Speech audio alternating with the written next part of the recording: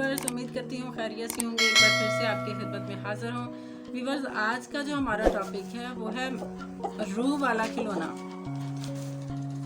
Viewers, अपने अंदर झांकें, खुशियों को बाहर नहीं बल्कि अपने अंदर तलाश करें। बहुत सारे लोग खुशियों को बाहर तलाश करते रहते हैं, जबकि खुशियों को अपने अंदर तलाश करें तो ही खुशी मिलेगी। अगर आप ऐसी शराइत के साथ जी रहे हैं कि मुझे वो मिल जाएगा तो मैं खुश रहूँगी, मुझे वो मिल गया या भी मिल जाएगी तो मैं खुश होऊंगा, तो इस तरह की शराइत के साथ आपको सिर्फ वक्ती सुकून ही मिलेगा, वक्ती खुशी ही मिलेगी। एक दायमी जो सुकून होता है आप वो हासिल नहीं कर पाएंगे। हाँ, यह कुछ वक्त के लिए प्लेयर हो सकता है, लेकिन आप इसको सुकून नहीं कह सकते।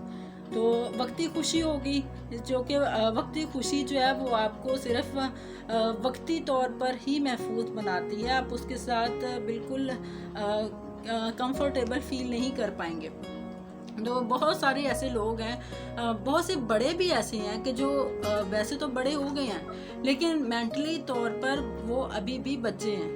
जिस तरह से बच्चों को बहलाने के लिए उनको खिलौनों की ज़रूरत होती है ना, बच्चे खिलौनों के साथ खेलते हैं, इसी तरह से कुछ बड़े जो हैं वो वैसे तो बड़े हो जाते हैं लेकिन अंदर से वो अभी भी जो हैं वो बच्चे ही होते हैं। उनको भी बहलाने के लिए, उनको भी खेलने के लिए किसी खिलौने की ज़रूरत होती है, और उनके लिए वो खिलौना उनको रूह वाला खिलौना चाहिए होता है, जिसमें जान हो, जिसके साथ वो खेल सकें, जिसको तकलीफ़ दे के वो खुशी महसूस कर सके। तो इसलिए काइंडली आप अपने अंदर झांकिए, आप खुद को पहचानें, आप क्या हो, आप में कितना टैलेंट है। अपने टैलेंट को जानें और उसको पॉलिश करने में आप खुद की मदद करें।